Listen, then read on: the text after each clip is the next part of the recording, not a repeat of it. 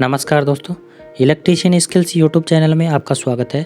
मैं केसरी नंदन electrical trainer आज आपको बताऊंगा difference between distribution and power transformer. Power transformer और डिस्ट्रीब्यूशन ट्रांसफार्मर में मुख्य अंतर क्या क्या होते हैं, ये आज मैं आपको इस वीडियो में बताने वाला हूं। तो दोस्तों, जब तक अगर आपने इलेक्ट्रीशियन स्किल्स यूट्यूब चैनल को सब्सक्राइब नहीं किया है तो प्लीज़ चैनल को सब्सक्राइब करके बेल आइकन जरूर प्रेस कर लें, ताकि आपको प्रत्येक वीडियो के नोटिफिकेशन ऐसे ही समय पर मिलते रहें। शुरू करते हैं हम आज का ये वीडियो। वितरण ट्रांसफार्मर। दोस्तों, नाम से ही पता चल रहा है वितरण यानी कि वितरित करने वाला, सप्लाई को वितरित करने वाला, यानी कि विद्युत की आपूर्ति जो होती है उसको वितरित करने वाला ट्रांसफार्मर वितरण ट्रांसफार्मर कहलाता है। अब आता है उसके बाद में पावर ट्रांसफार्मर। पावर ट्रांसफार्मर किसे कहते हैं? पावर ट्रांसफार्मर दोस्तों, नाम से ही पता चल रहा है पावर यानी कि अधिक वोल्टेज पर काम करने वाला उपकरण पावर ट्रांसफार्मर कहलाता है। अब पावर ट्रांसफार्मर जो होता है दोस्तों, उसका उपयोग 1 MVA से अधिक वोल्टेज पर इसका उपयोग किया जाता है। अब आपको साइज से ही पता चल रहा होगा, चित्र भी देख के आपको पहचान गए होंगे कि वितरण ट्रांसफार्मर और पावर ट्रांसफार्मर। वितरण ट्रांसफार्मर साइज में हल्का है और पावर ट्रांसफार्मर साइज में बड़ा है। तो इन दोनों के अंदर ये भी मुख्य अंतर है कि वितरण ट्रांसफार्मर छोटे होते हैं, हल्के होते हैं, पावर ट्रांसफार्मर भारी होते हैं, बड़े होते हैं।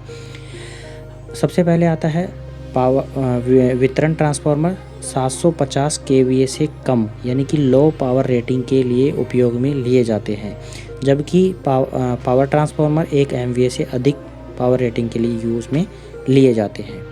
वितरण ट्रांसफार्मर वितरण क्षेत्र में उपयोगी होते हैं, यानी कि विद्युत की सप्लाई को वितरित करने के लिए, बांटने के लिए वितरण ट्रांसफार्मर का उपयोग किया जाता है।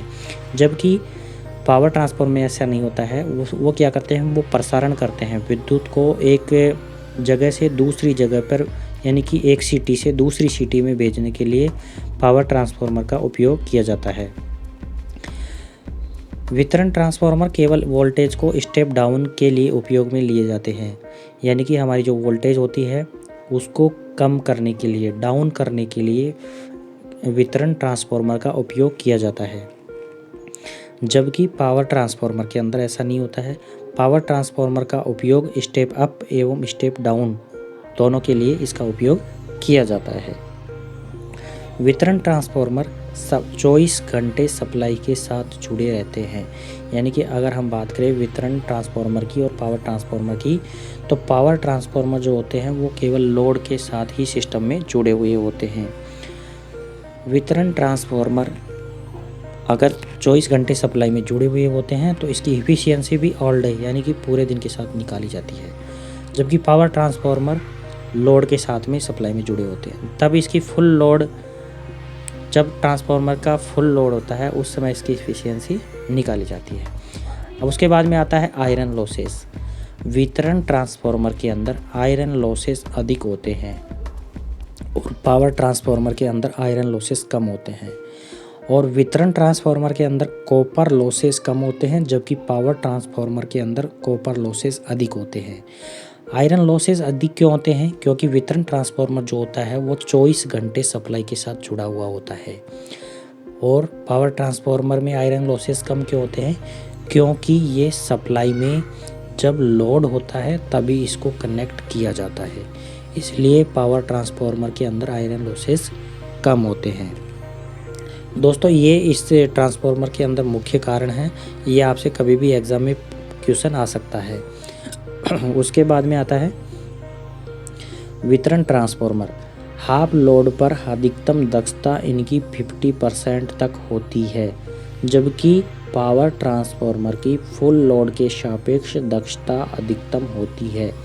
अब हम इसको ऐसे समझें, अगर आपसे कोई परीक्षा में पूछ ले कि वितरण ट्रांसफार्मर हाफ लोड पर कितनी इफ़िशियंसी देते हैं, तो आपको वहाँ 50% पर टिक करना है। जबकि पावर ट्रांसफार्मर अगर आपसे पूछ ले तो उसके अंदर आपको 100% के अंदर से जो भी अधिकतम आपको मान का जो आंसर लगे उसी पर आपको टिक करना है। तो अगर हम बात करें पावर ट्रांसफार्मर की, तो फुल लोड के सापेक्ष इनकी इफ़िशियंसी अधिकतम होती है, जबकि वितरण ट्रांसफार्मर में ऐसा नहीं होता है। वितरण ट्रांसफार्मर में हाफ लोड पर इनकी फ्रीक्वेंसी 50% तक ही रह जाती है। जबकि पावर ट्रांसफार्मर में इनकी एफिशिएंसी काफ़ी अधिक रहती है। तो दोस्तों ये वितरण ट्रांसफार्मर और पावर ट्रांसफार्मर इन दोनों के अंदर एक मुख्य कारण है। ये परीक्षा में कई बार पूछा गया प्रश्न है कि वितरण ट्रांसफार्मर हाफ लोड पर कितनी एफिशिएंसी देता है, तो वहाँ आपको टिक करना है 50% पर। दोस्तों इसको मैं बार बार इसलिए बता रहा हूँ क्योंकि ये कई बार परीक्षा में पूछा जा चुका है।